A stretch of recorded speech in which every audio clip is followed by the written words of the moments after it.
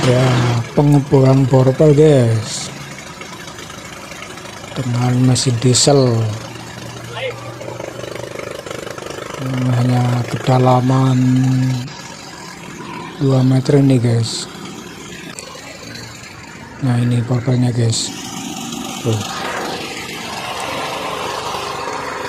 Nah, bersihin dengan manual guys.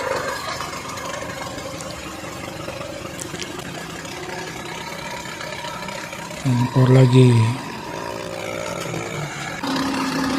Nah ini deh mesinnya, bukan mesin diesel.